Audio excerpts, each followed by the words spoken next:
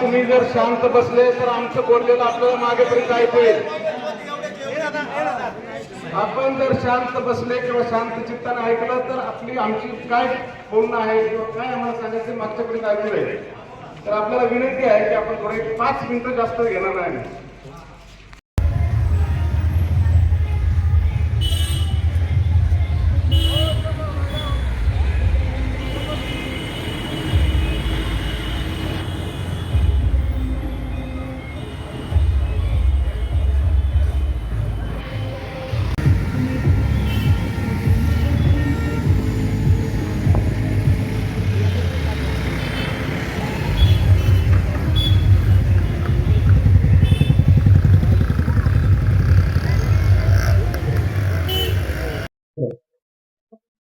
काय घडणार आहे?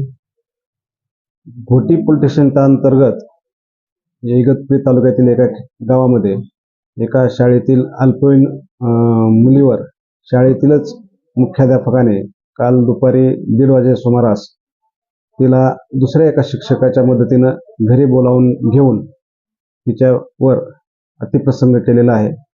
आणि ती घटना संबंधित मुलीनं तिच्या मैत्रिणींना सांगितली आणि त्यानंतर मैत्रिणीने त्यांच्या पालकाला सांगितल्यानंतर ती घटना पालकांनी त्या मुलीच्या आजीला सांगितली. आणि नंतर मग ही गोष्ट माहीत झाल्यानंतर आजी आणि तिचे काही नातेवाईक त्या मुलीला घेऊन सकाळी पोलीस स्टेशनला आलेले आहेत. आणि मुलीच्या फिर्यादीवरून पोलीस स्टेशनला गुन्हा नंबर 58/2025 भारतीय कायदा कलम 64, 65, 75 आणि पोक्सो ॲक्ट कलम 4, 8, 12 यांच्यासह दाखल झालेला आहे. गुन्ह्याचा तपास स्वतः या पोलीस स्टेशनचे प्रभारी अधिकारी पोलीस निरीक्षक श्री विनोद पाटील हे करत आहेत.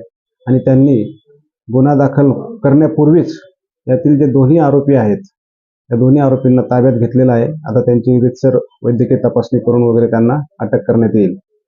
गावामध्ये सध्या शांतता आहे. योग्य तो पोलीस बंदोबस्त नेमलेला आहे. या प्रकरणामध्ये त्या शिक्षकाची नेमकी भूमिका काय होती? शिक्षकाची भूमिका म्हणजे शिक्षकाची भूमिका शिक्षण शिकवलं पाहिजे ही त्याची वैयक्तिक भूमिका आहे. परंतु त्याने जी केली ती भूमिका चुकीची आहे. याच्यामध्ये मुख्याध्यापकावरती गुन्हा दाखल झाला आहे. परंतु ज्या शिक्षकाने त्या मुलीला पाठवलं त्या शिक्षकाची नेमकी भूमिका काय होती? आता ह्या गुन्ह्याला सहकार्य करणे, कारण की त्याला हे माहित आहे की एकटी मुलगी आपण एका शिक्षकाच्या घरी जायला सांगते म्हणजे ते काहीतरी वेगळं कारण असू शकतं किंवा त्यानं का बोलवली याची चौकशी न करता त्यानं पाठवली म्हणजे त्याला त्याची गुन्हा करण्यासाठी सहमती आहे किंवा अपप्रेरणा आहे असं यातून दिसतंय. म्हणून त्याला हे आरोपी केलेलं आहे या गुन्ह्यामध्ये.